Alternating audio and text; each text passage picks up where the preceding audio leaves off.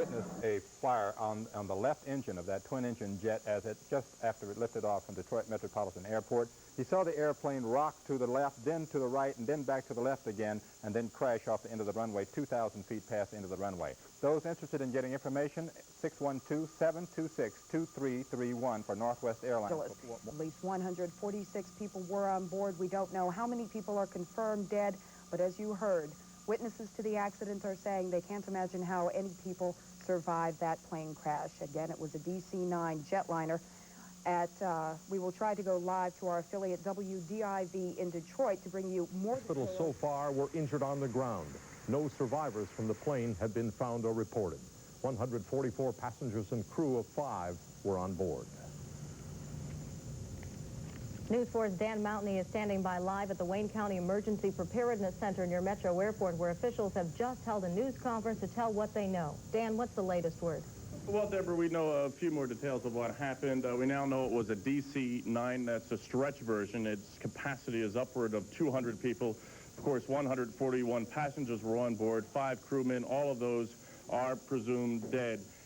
Coming from the news conference, we now know that the plane was leaving runway 3 in a northbound direction about 8:45. According to witnesses and according to officials here, it caught fire. The plane descended. It hit a structure on the Avis rental car area. It then slid along Middle Belt Road for about a half a mile. The plane's fuselage, as it broke up along the way, actually slid under 3 overpasses, according to officials here. Now, families are being urged to go to fire station number 4 in Romulus to find out if their loved ones were on board that plane, that fire station at Harrison and Eureka here in Romulus. They can call, try and get through. The phone number down there is 941-8585. Again, 941-8585. That's the phone number at the fire station.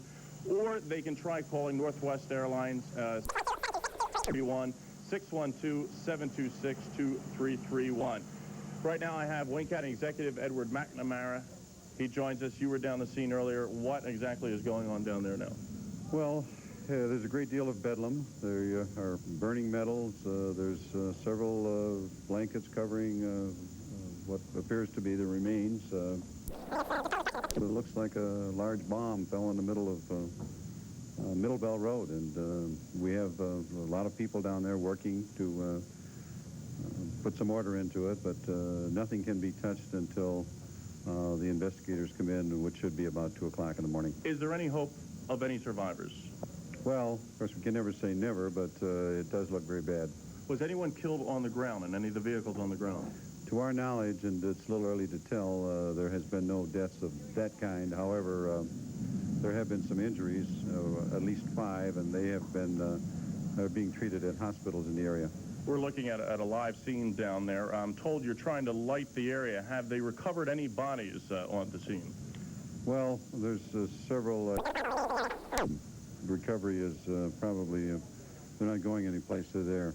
And the bodies are being taken to Nomads Aviation? That's correct. That will be a temporary morgue. Okay. Thank you, Mr. McNamara.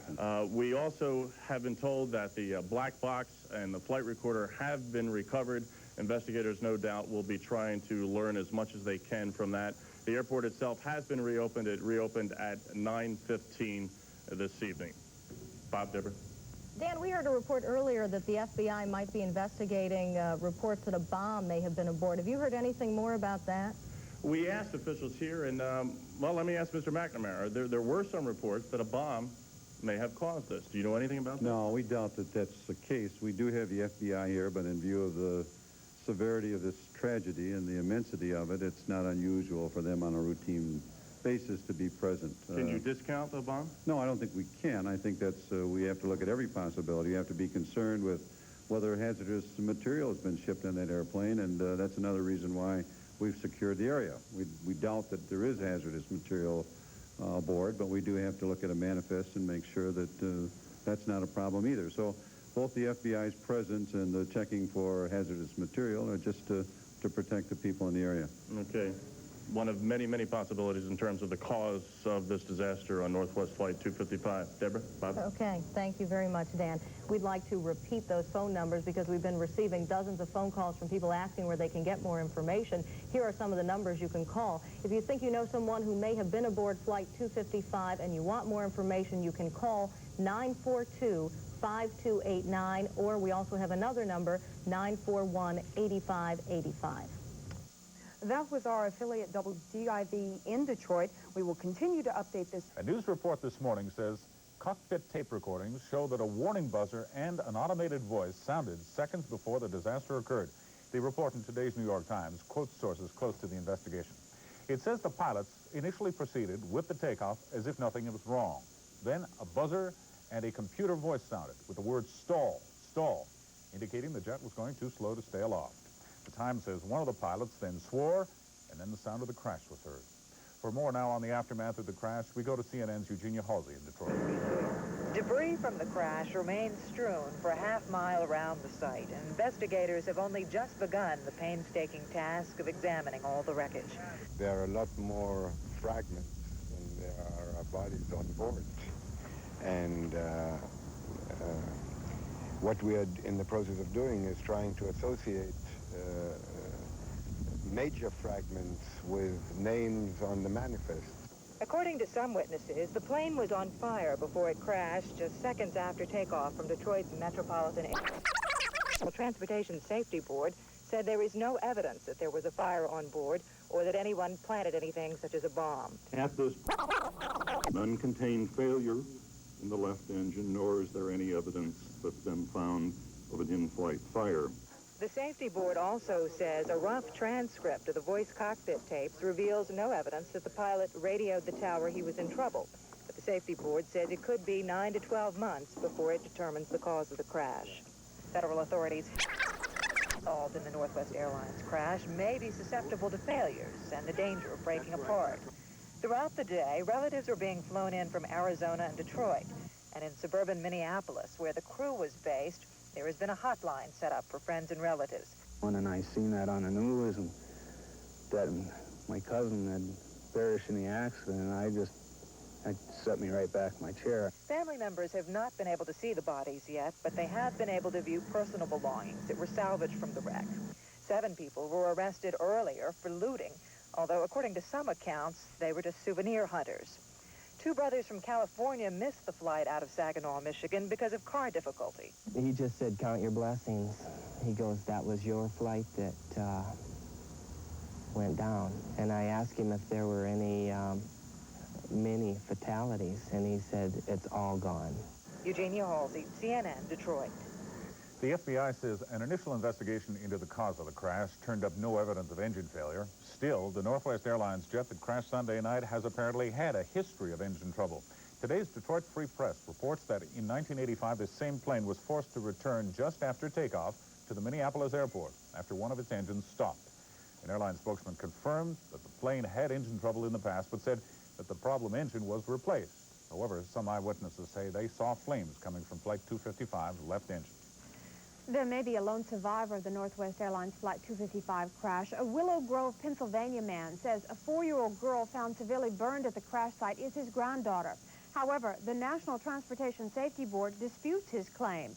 Officials say all passengers and airline employees aboard died in the crash. Family members are said to have identified the girl as Cecilia Cheehan based on a chipped tooth and the color of the girl's fingernail polish. They're extremely happy to see her. Obviously, they have a sort of serene, calm joy. I think that they felt from when they left home that they sort of had the sense that this was a member of their family. September 6th at Poplar Creek, brought to you by Miller Genuine Draft, as real as it gets. Don't miss REO with special... Can't get enough of your favorite artists?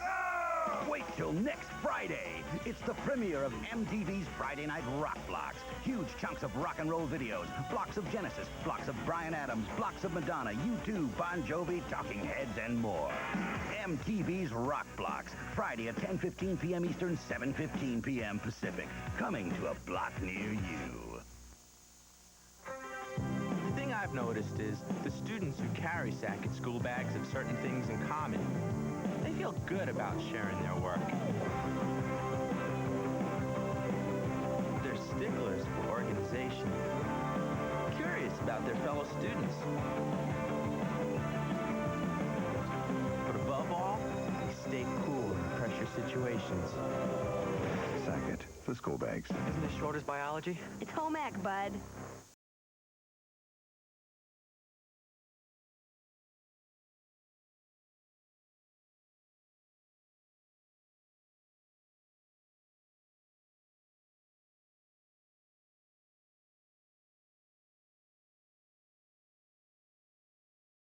She was foolish, thought she knew what she was doing, and the nose level here to stay. When she told me to